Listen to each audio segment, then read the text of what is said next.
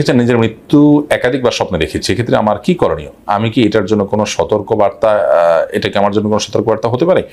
সতর্কবার্তা হতে পারে, আবার ভিন্ন কিছু হতে পারে। অনেক সময় শয়তান মানুষকে পরেশান করার জন্য স্বপ্ন দেখায়। অনেক সময় ব্ল্যাক ম্যাজিক করলে মৃত্যুর স্বপ্ন মানুষ বেশি বেশি দেখতে পারে, ভীতিকর হয়, এরকমও হতে পারে। আর মৃত্যু তো আমাদেরকে বরণ করতেই হবে।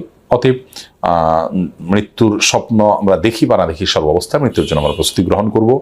আর ঘুমানোর সময় অজু করে শোবেন, ঘুমের দোয়া পড়ে শোবেন, এবং সকাল সন্ধ্যা জিকির আজকার দোয়াগুলো নিয়মিত পড়বেন। ইনশাআল্লাহ বিদিনিল্লাহ, যদি শয়তানের তরফ থেকে হয়ে থাকে তাহলে সেটি নিয়ন্ত্রণে চলে আসবে এবং সেটি থেকে আপনি রক্ষা পাবেন।